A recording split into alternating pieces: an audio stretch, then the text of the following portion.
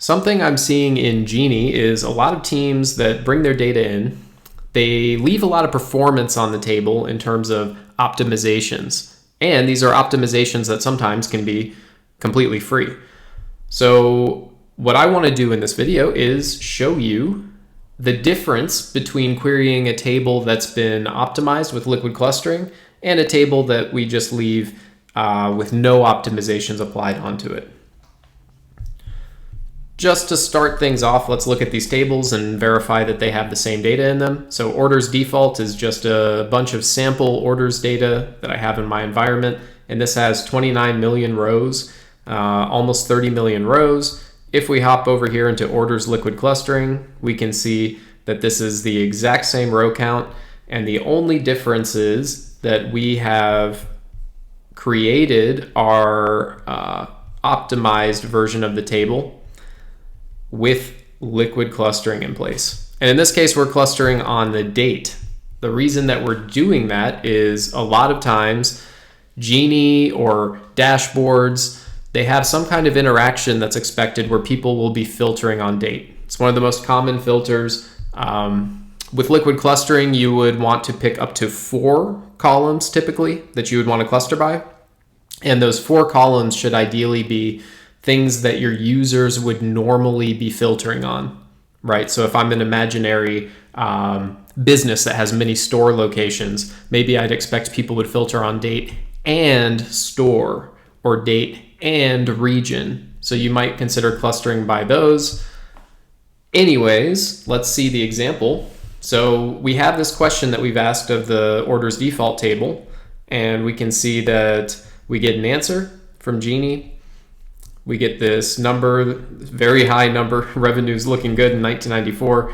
And when we scroll down, we ask the exact same question of the liquid clustering table, and we get the exact same result. So if we hop on over to our query history, we can see what kinds of optimizations or what these optimizations do for us. First of all, we can note that this line here executed in 1.26 seconds, and the query from the default table executed in 1.58 seconds.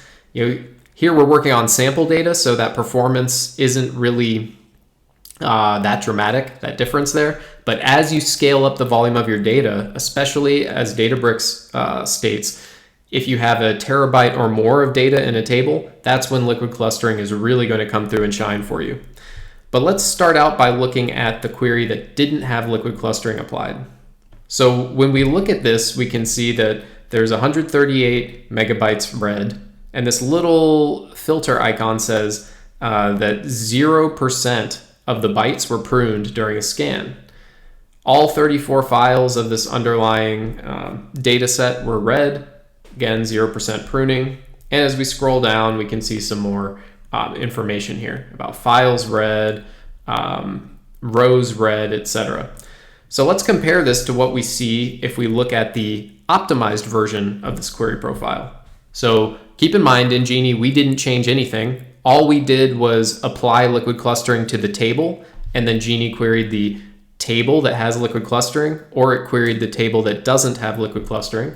And when Genie queries that table with liquid clustering, because we specified a date and the table is clustered by date, we were able to prune 97% of the bytes that would need to be read. So this is like in a sense, an 81% to a 97% improvement in efficiency.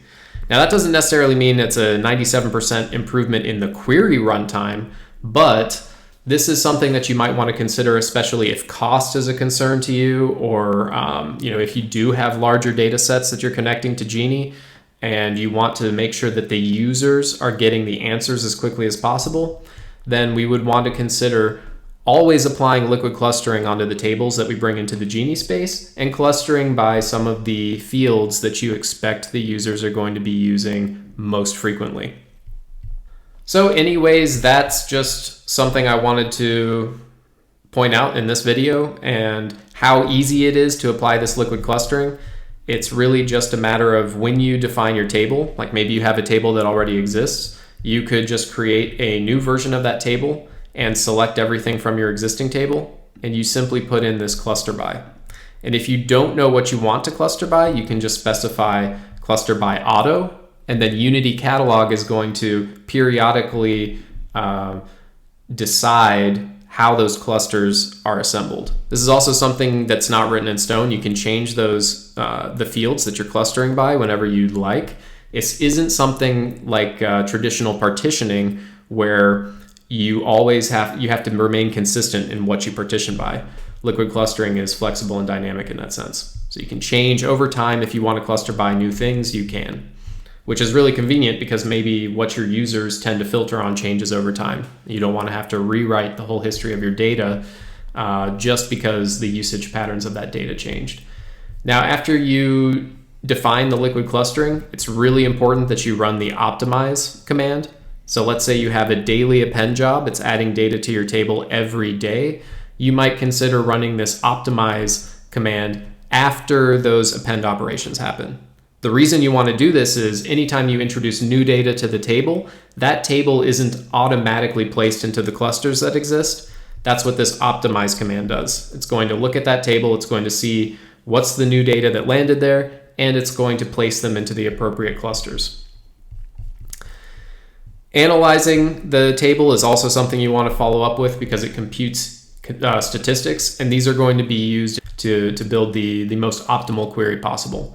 So you run these two things after you define your liquid clustering, and you run these two things after you add data to your table that has liquid clustering applied to it, and then you're good. So that is all I wanted to cover here. Thanks for tuning in. Hope this was useful to you, and good luck optimizing your queries in the future.